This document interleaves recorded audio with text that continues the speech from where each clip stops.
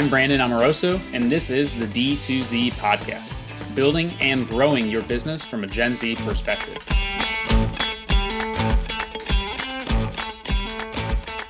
Hey everyone, thanks for tuning in to D2Z, a podcast about using the Gen Z mindset to grow your business. I'm Gen Z entrepreneur Brandon Amoroso, founder and president of retention as a service agency Electric. And today I'm joined by Adrian Alfieri. I hope I didn't butcher that last name. And thank you so much for coming on the show. Love if you could just give everybody like a quick background on yourself, tell them about all the cool stuff you're doing as well. Thanks for having me, man. I'm excited for this mainly because Brandon and I have texted for months and maybe years, but we've never had like a long form conversation, let alone in person. So this should be fun. For context, I'm Adrian. I'm the founder and CEO of Verbatim. We are a content studio specifically for early stage B2B software companies. So a good example of that is OpenStore or Tido or Novel or Repeat. A lot of folks in the e-commerce infrastructure ecosystem that serve SMBs, specifically Shopify brands. And we started in commerce infrastructure, but now we work outside of that, B2B SaaS, fintech, you name it. And our job is to drive revenue using social proof content. And I think it's fascinating what you're doing because I had not run across an agency like yours until I met you. And it's such a need for, and we have so much overlap too, because a lot of our tech partners work with you. And then like I started to connect the dots by the time I did like the third or fourth discovery interview with you for one of your content pieces for like Novel or Windsor or whoever it may be. So really excited to be able to chat today. Hell yeah, let's dive in. So you mentioned revenue for like, that's ultimately what you're trying to do through the variety of your content efforts and stuff like that. I guess for the audience listening, and I think I saw your tweet on this a couple of days ago through like the Triple Whale newsletter or something, but like, what do SaaS companies need to be focused on when they are going to market with their content? And then second, I'm fascinated by how do you actually prove out the ROI of what you're doing? Because like we produce a shit ton of content, but I mean, I know anecdotally it works and it performs, but there's no like hard metrics per se. So I guess that's sort of two questions in one there. Yeah, I love it. Attribution is what we're absolutely focused on at Verbatim, increasingly so because it's very important. So I'll break it down. I'd say about 20% of content is about creation, production. It involves a ton of logistics, a lot of hand holding. Let's say a typical case study, right, for a B2B company. It involves making the customer happy on the company side of things, right? You got to drive results and ROI for them that are actually attributable. When you get them to that point, you have to have a good relationship. And then you have to ask them and say, hey, are you down to do a case study? And then we'll get looped in. We got to schedule the case study. We got to prep for it beforehand. We got to send those questions around. Usually it gets rescheduled because founders are busy. And then you actually got to hop on the call, record it, one-to-one human, something AI cannot replace. And then you have to download it, transcribe it, editorialize it, break it up, not only into a case study, but a customer success story to get more essentially bang for your buck or bang for your 30 minutes of talking to a customer. Break it into video clips, splice them, caption them, break them into social posts, splice them, caption them. Build all of those assets, then get buy-in and approval from the company, get buy-in and approval from the guest, get guest assets, get it live on the CMS, QA those assets, ship it live, QA it again. That's like 20%, right? And that's just the content. That's only 20%? Because that sounded like a lot. It's a lot. And the wild part is that's all we used to do. I started freelancing 2 years ago after I was investing for a handful of years in e-commerce. And we only incorporated or launched publicly in January of 2022. So we're pretty new. Mm-hmm. When we first started, we were just doing production, aka creation, right? The process I just laid out. Increasingly, especially this year, this is kind of our second real year. We started leaning into attributable revenue. And now we really just think of ourselves as a growth studio of like, if you're paying us money, our job is just to grow revenue. That's all people care about, right? It's getting new leads, closing those leads, retaining those leads, and driving new customers in the door all the way through the funnel, right? Mm-hmm. So those are different questions: top funnel, mid funnel, bottom funnel, closing. Content can be used across each step of the process. But increasingly, I think of content as 80-20. So 20% production 80% distribution. And so there's really three ways that if you're a software founder that just raised like $3 million from one of our friends in the e-commerce infrastructure world, this is what you should focus on site, socials, and email. Each one of those is like 4 sub bullets. And so on site, that means the same way that if you're building a landing page with audit or with Nick Sharma or someone, or paying someone to do it, you need your brag bar of logos, you need your testimonials, you need your reviews, you need your case studies, all that kind of stuff. The same thing that like D2C brands have. Obviously, it's a little different with B2B companies because it's higher contract sizes. People are still people. They still need social proof before a buying decision. All the marketing touch points still need social proof. And so the first part of building a case study is not only writing a case study, but downloadable assets, pulling out the best pull quotes for testimonials, adding reviews that address a specific pain point or a specific objection in the funnel, and plastering them all over your website. Almost every company that we work with, the first thing that we do is just a landing page audit or a full site audit. It's like, hey, you have like 6 different pages and you only have a brag bar on one of them. You should have a brag bar on every single one of your pages. Why not? There's no downside. You should have testimonials on every single one of your pages, depending on the page and depending on the context. And then you should have a dedicated case studies nav in the navigation bar or tab in the navigation bar that links out to case studies, right? So the first is on-site, because if you're distributing it correctly on-site, not just hiding a case study away in a resources section, that's going to tangibly impact conversion. It's probably one of the easiest ways to increase new leads in the funnel, right? Because maybe you're already driving 100 new leads, maybe small company, right? Or maybe for your, maybe for electric, right? You drive 100 qualified leads per month. And your conversion rate on your website, it's like 5%, right? You're getting 5 leads. For B2B companies, because contract values are higher, this is even more important than a regular brand, right? And so all of a sudden, if you double that from 5 to 10%, you get another 5 qualified leads, and each of those leads is say $500 a month or $1,000 a month. We work with some companies that have 100K annual contracts, right? All of a sudden, getting your social proof on site and optimizing your conversion rate for B2B companies is massive. And the best way to do it is not just copywriting and flow, it's social proof. So that's helpful. That's just on site. Second one is social. This is what most people see, right? Turning a case study into a thread for LinkedIn or Twitter. This is probably the most self-explanatory. There's a lot of tweaks that you can do. We write social copy for case studies all the time. You can talk about repurposing. You can talk about upgrading your profiles on LinkedIn and Twitter, adding backlinks, all that fun stuff. I won't get into this too much because most people know how it's done, right? You can take screenshots of ROI and results. You can drop the case study itself. You can turn it into a thread, you name it, right? I won't get into it too much, but people kind of know what they're doing there. Again, tweaks, if you want to do tweaks, go work with a ghostwriter, not us, but we can teach you how to push on social. Last one, email. This is where it really gets fun, right? So when you think about email, there's a lot of different emails that should be going out that aren't being sent right now, both flows and campaigns, and then emails that are being sent. So typically, if you just raised $3 million, you're a new fintech tool that's adjacent to the commerce ecosystem, right? Or even you're a Series B company. It just depends how many emails you set up. Most people don't even have a nurturing flow, right? It's just a founder reaching out and saying, hey, saw your email come through, you want to book a demo, right? Or filtering them in some way. Maybe ahead of sales if you're more mature. Outside of that, maybe you have a monthly newsletter. For no specific reason, you've just been told that you are supposed to have a newsletter. I feel so exposed. Most people have that. I mean, dude, that's where we were. Yeah. That's where we were 2 months ago. It's, hey, I saw a lead come through, would love to chat. Or it's that monthly newsletter. That is absolutely wrong. You should still have the manual reaching out to people when a lead comes through. I prefer manual versus a sequence. But there's a few things, there's a lot of different ways emails can be leveraged. The 2 low-hanging fruit, I won't get into all our secret sauce for now, but the 2 things that you should definitely be doing. I was talking to a founder of like a Series B company today, and we just started working together last month. And we get on the call and I say, okay, you're already sending out investor updates every month. He said, yeah.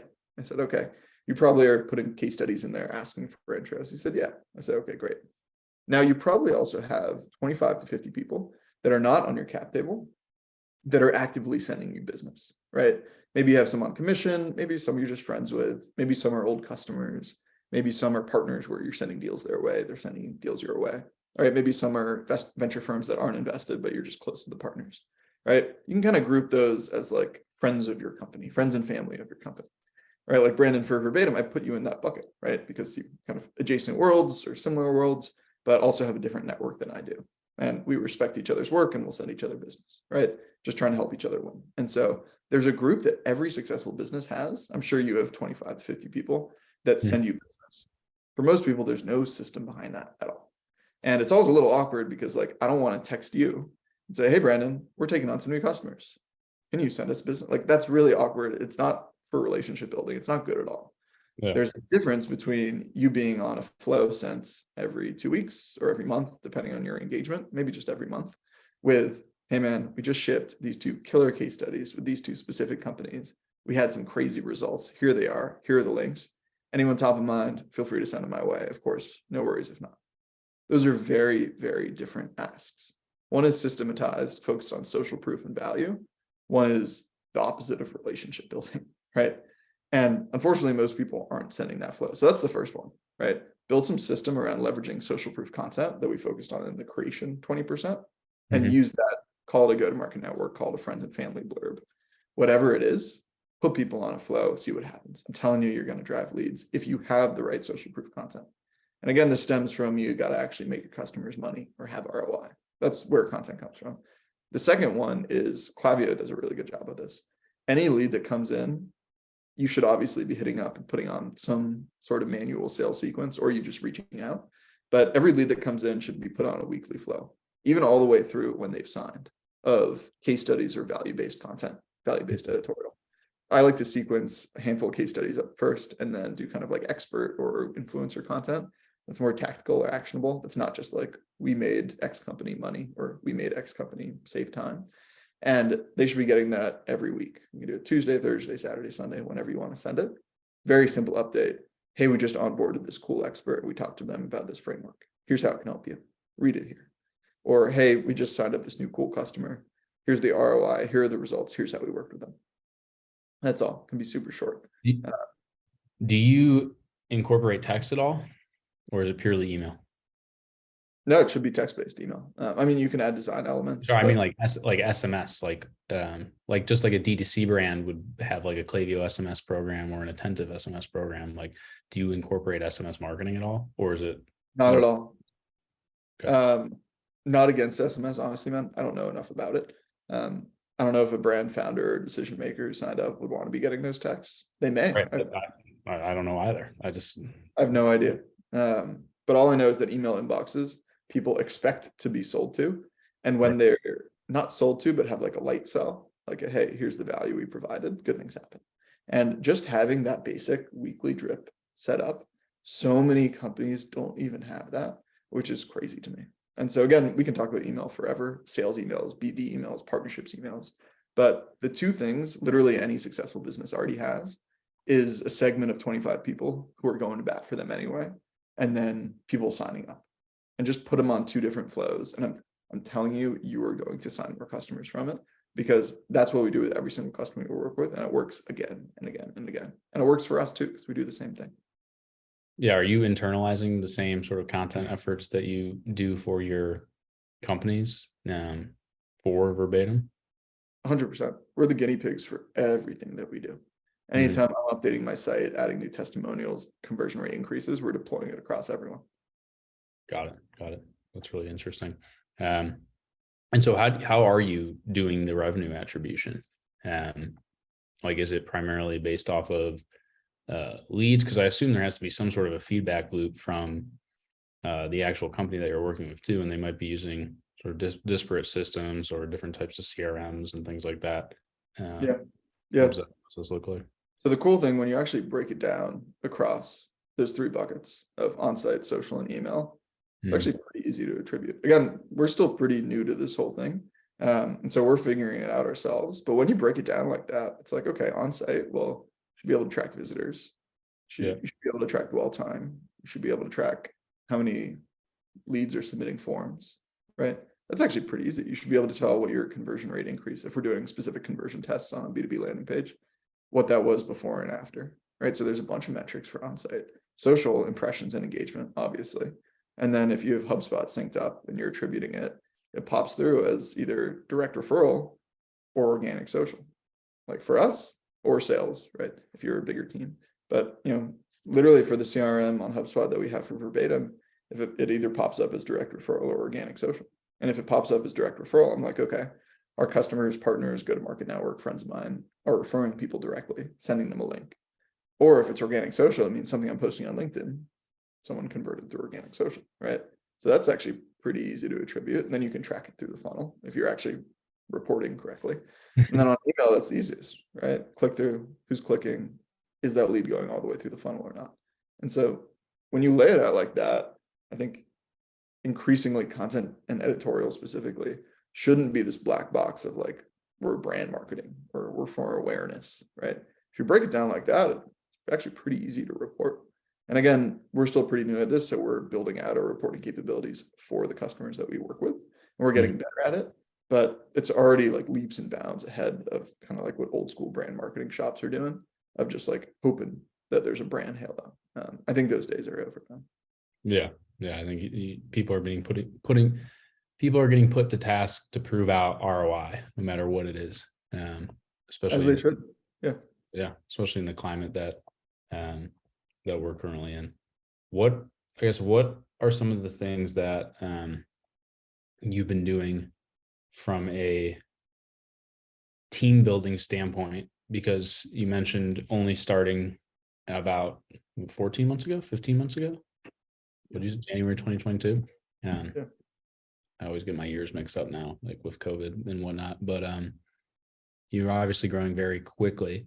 And so sort of stepping back from the actual work that you're doing for clients, what has that process been like for you in building out your own internal team and scaling? Because it's not just you working with the clients anymore. Like you're having to entrust other people to work with the clients. And I had my own sort of pains and growing pains with electric. So I guess what does that process look like? And what are some of the things that you've learned along the way? Yeah, it's a good question. To preface this, I'm still learning, man. Like 12 months into officially launching it.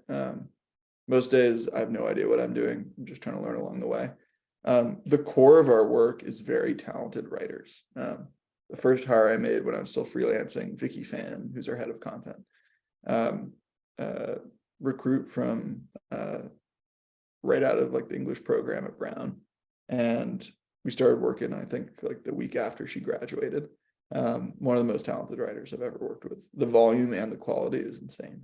Then we hired Jay Blanchard, who's our content lead that works with Vicky to build out the content function. All the writing's internal. And then we brought on Jenna Mosfowitz, who has been in the e-commerce ecosystem, and she works with us a handful of days a week. And she's our chief of staff, and she's deeply involved in editorial and social and email creation. And so they're the core of our content engine. And it's only 3 people, which is crazy. Because we hit our 100 client mark since launching. 75 of those content engines have been built from scratch. And so the fact that we're shipping serious volumes of high quality content and we're only a 3-person writing team is still insane to me. And so all of the work is only enabled by the fact that you have high quality internal writers, internal being the buzzword here, as I'm sure you know. The minute you start bringing in, Jenna was actually the only exception to this rule because she's just very talented. The minute you start bringing in 1 freelancer, 2 freelancers, we've tried it in the past, talented, but you need people in-house so that they know your format, they know your style, they know your playbook, and they know how to do things the way you want them to do, right? Or they know how to do the things that actually drive revenue. And so by having everyone internally, when we realize that across one client, this format of writing or this format of editorial or this hook or this bullet structure is driving higher engagement, we can deploy that across everything that we do. Where if you're working with 30 freelancers, it's really hard to do that, right? Just communication gets in the way, right? You can't ensure quality. And so doing high quality, doing high volume is the name of the game for any agency. You know that better than I do, right? It's insane how you can differentiate yourself as a services shop by just doing the obvious things well every single time. High quality, high speed. And look, we don't always do that. We mess up too. We're still learning. But having things internally and having a really talented early team at the core is everything. So that's where the core comes from. And then scaling, this is, I think, the other thing that we did differently. We just brought on our first head of operations, Clara Larson, who's fantastic. Been in the e-commerce ecosystem for a while. She managed Verbatim as a client before, so she knows our value prop and how we help companies, which was hugely important. But this is also a big differentiator where I'm not sure if we'll keep this forever, but every client that works with us, because we only keep our roster around 10 companies at once, it's still pretty boutique. We'll probably go to 15 or so, but it's still pretty small. Is when you get, say, if we started working together, if I pitch you and I send you the contract and we start working together and then you never see me again, that's a problem. And so that's something that we're, again, doesn't really make intuitive sense for scaling, but for now it's working. It's so important to only have a couple point people at a company. And those point people should be the best at what they do inside the company. So for example, when it comes to writing content that converts, I'm not the best point person at the company. Our head of content probably is, right? When it comes to how to tactically grow revenue from your go-to-market network, I'm very good at that. And so the client should be getting that service, right? If we started to work together and you were handed off to someone that wasn't as good as I was at that, that would be a disservice to you, right? And so our philosophy right now, again, this doesn't make sense with scale at all. And I'm okay with that for now. That may change, is that for a lot of things, me or Claire are the best people positioned to deploy services for a client or to fulfill those services. If that changes, then we'll pull in the requisite people. But I had a terrible experience when I was freelancing for one of my early clients way back. Verbatim wasn't really a thing yet. And I remember they hired this social shop who will go unnamed, who actually had a great reputation and we actually did pretty good work. But we hopped on the kickoff call. The person that sold us was nowhere to be seen, the founder of the company. And I swear to God, Brandon, there were 10 people on the call. There were 2 project managers, senior writer, junior writer, design manager, project manager, junior project manager, intern, and then account executive. And I was just like, you all seem like great people. But first of all, if you're telling me that you're better suited to execute on our needs than the founder is, I don't think that's true. She's probably better at certain things. So why isn't she on this call? Because we're paying you guys a lot of money. And number 2, communication is so important. Again, as you know, it's so important. And so it's so important to have 1 or 2 point people. Even sometimes we'll get paired with outsourced design shops to do the design for hero images and embedded images and visuals within a case study. And sometimes I'll get put on their Slack channel to project manage it. And there's like 4 people and I don't know who to tag. I don't know who to communicate with. I don't know who's in charge. And that slows down everything. And it hurts speed of deployment and it hurts quality of deliverables. And so having 1 or 2 point people to lead it, who are also best suited to lead it, and not just some random account manager, is honestly an agency problem that I don't think we've cracked. And it hurts our scale, but for now it works. Yeah, I think I had that very specific problem because now it's not as much of an issue because it's very clear from the get-go. They're like, listen, you don't get to work with me if you work with Electric. That's just a reality. Like, even though I'm handling most of the sales still. But the insights and strategy are being deployed across our team of 50 people. Like, it's not realistic for you to expect that I'm within the Klaviyo account, like building your emails and text as an example, nor would you probably want me to, because I haven't done it in a while. But I was not setting up my team for success by not documenting like the sales process, not putting them in a position where they'd be empowered, because there are people on our team who are actually better suited to deliver against what I'm selling to these clients. But if I develop this rapport and relationships with the client and they expect me there, no matter what the team member does, doesn't matter. They don't give a shit. Well, it's not Brandon. So it could be the best quality work ever, but they're so focused on the fact that like I was the one that brought them through the whole sales process and now I'm not there.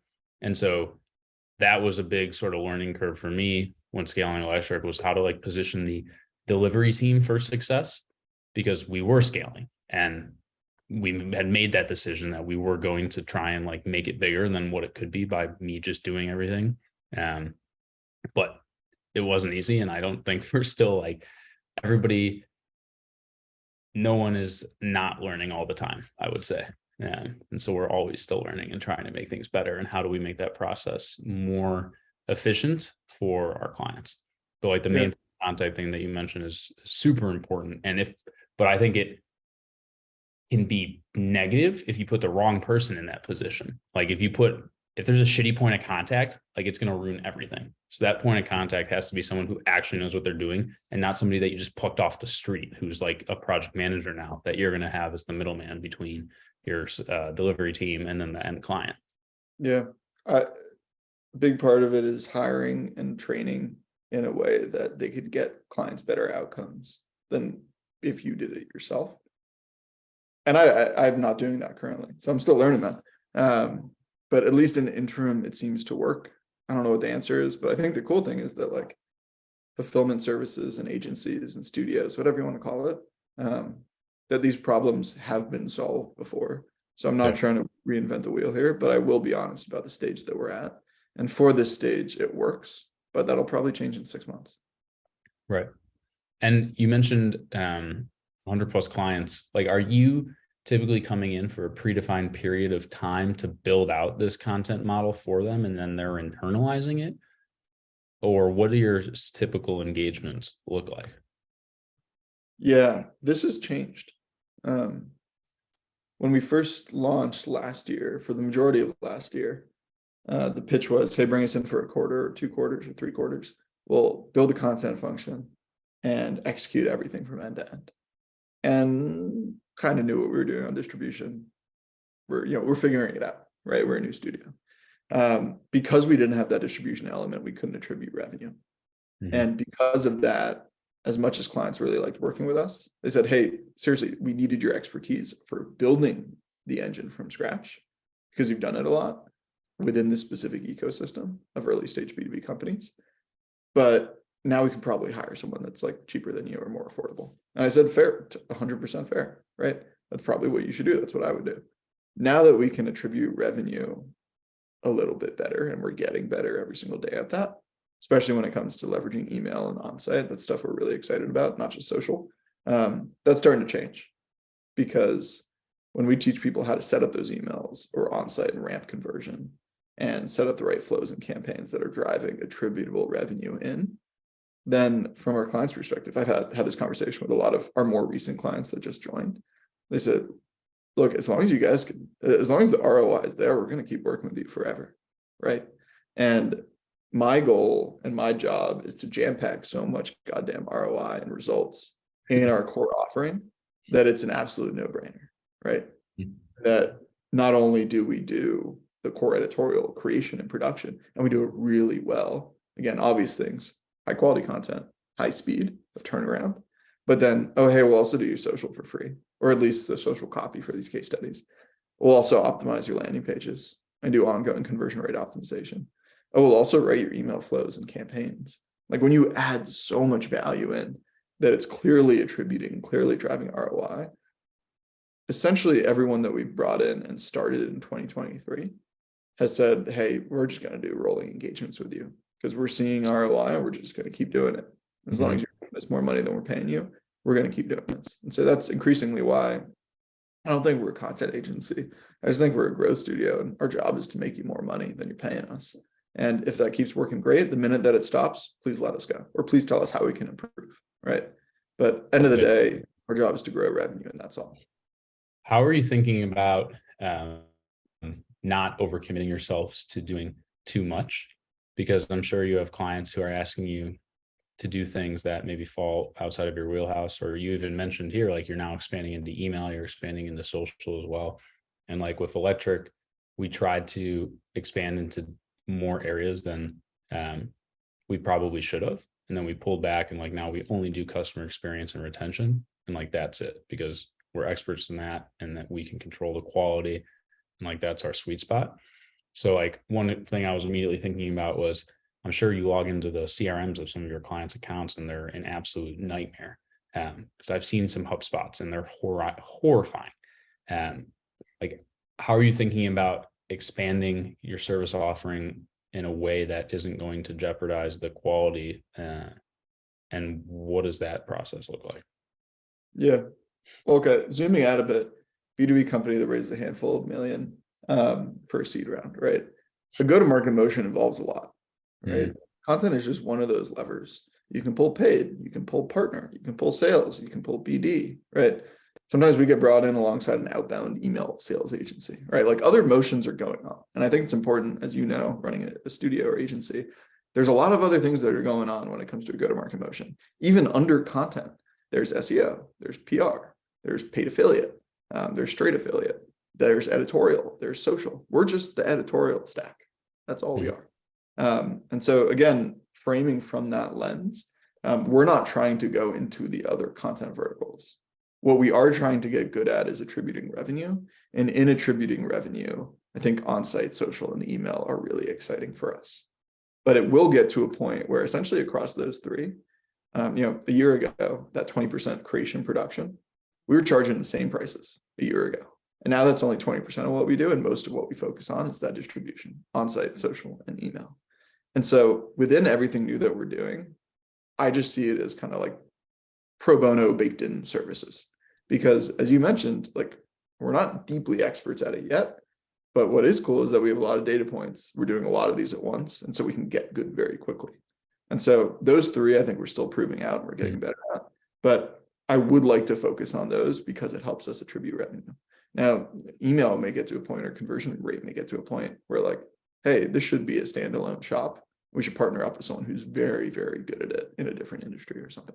That will probably happen at some point because it is really great from early signs at attributing revenue. But also some of them like, doing really great social copy and caption video assets for a case study, that should be in-house, right? Because it's so direct to what we do. Because the first question we get after we write a case study is, hey, can you write the social thread, right? So there's some things that it's like, this doesn't need to be a separate shop, where there are other things where like, this is a huge revenue channel and impacts other parts of the business.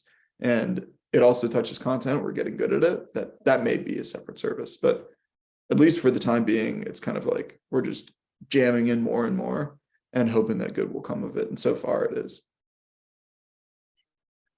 So I got two follow-up questions to that. And then I know we're running up on time here, but I have like 1,000 others, so we'll have to do this again. But as a founder who just raised their seed round, what do you need to do? Like, what are the other things that we're not talking about here that you don't actually cover? Like, what's the go-to-market stack that needs to be handled at a minimum? And then second question, more so for you, how do you deal with working with those other agencies, especially if they're not good? Because I'm sure that happens all the time. So I guess those are sort of my two final questions here. Yeah. If you're that founder, you should probably build a couple buckets. You got, again, the core is happy customers, and your job as a founder should be serving those customers, getting them results. And then the layer above go-to-market is you probably just putting the right pieces on the board and building process and reporting across each of those where you can check in and confirm they're going correctly. If they are showing signs of growth, then hire someone to manage them and to own that function. And those functions are probably growth, which is kind of a bucket of things, partnerships, which is pretty self-explanatory, sales/BD at first should just be one, and then content. And again, the job of all of those is to amplify the results and the ROI and the use cases and the value prop that you're already focused on delivering, which under that, right, non-go-to-market is product, engineering, design, customer experience, fulfilling that experience, right? That's kind of the bottom stack. The go-to-market stack is the growth, sales BD, partnerships, content. And so a lot of the time, content assets that we build outside of on-site, social, and email, a lot of the time that we get brought in, it's because the sales team or the sales agency or the outbound BD agency or the partnerships lead is saying, hey, we have 10 partners that want to do blog swaps, or we have 10 partners that we should be leveraging their distribution and expertise to build value-based content for our customers. Or it's the sales team saying, hey, we need enablement assets. We need three content pieces, specifically case studies, highlighting ROI across pain point X, Y, and Z, and we need them in 2 weeks. And so most of the time, we're brought in by the demands of those other motions. Because for a founder, actually, the most organic next steps is probably kind of growth hacker, growth Swiss Army knife, sales BD, and partnerships. most founders, those make more sense because you can hire someone immediately. Or content is kind of like the ugly duckling where you're like, I don't want to hire someone yet because they're very expensive, but I can't hire a kid out of college to run our case studies because we don't want to mess up those relationships. And so usually it's fueled by the other verticals saying, hey, we need assets. Hey, we need case studies. Hey, we need partner content. And then that actually fuels the, okay, let's actually go find someone for this content role that's not full-time. Well, one quick question that I have, and then I'll let you go here because this internet connection is not fantastic, but that underlying stack that you talked about, have you turned away any business yet because companies have come to you and they don't have that? Like they don't have the product, they don't have the engineering, and you're just not a believer in what they're trying to do? All the time. It's not that I'm not a believer in the founder or the company. It's that they're not at the stage yet where they have happy paying customers. A frequent ask that we get is, hey, we have 5 design partners, right? That are not paying right now, that are figuring out our product and value prop. And I say, great. That's how every company starts, right? Like our early clients were paying us $1,000 a month, right? And they were kind of design partners, but very low paying, right? As we figured our shit out. Same for these customers, but they're just not ready for us yet. And my most common response on a sales call or someone reaches out to us to learn more about Verbatim, it's, okay, do you have happy paying customers? And do you have a deep network of investors and partners that we can leverage for social proof? And if they say no, then I say, great, hit us up in 6 months. Or sometimes they say yes. And I say, okay, great. Of your happy customers, can you introduce 5 of them tomorrow if we kicked off tomorrow morning? And the usual response there is kind of wishy-washy. Like, yeah, we have customers, but oh, that one, we're dealing with something with them. This one, they're not paying yet. That one we fucked up yesterday and we're working on. You run an agent, like, the same thing. Sometimes you're kind of fixing things as it goes. And a lot of the time that is the response of like, we have customers, but like not for case studies yet. I say, okay, great. Just text me when they're really happy and they can speak to results. And then the last level is, yeah, they're really happy. They love us. And I say, okay, can they attribute? And they say, no. Like even our customers last year, they had a hard time attributing because like we weren't doing the on-site social and email. Now we are, and it's a bit easier. But at the time, like early stage companies, sometimes it's hard to attribute direct ROI, and that's okay. But don't bring in content until you have customers that rave about you, are down to do collaborations and leverage their distribution, and can also speak to results and ROI. If you're not at that level yet, don't think about content. Just make your customers money, make them happy, and then we can talk content. Got it. That makes a lot of sense. Well, hey, thank you so much for joining us. I've got so many follow-up questions for you that are unrelated to this that we'll need to touch on. But before we hop off, can you just let everybody know how they can connect with you or find you online? Yeah, verbatimlabs.com.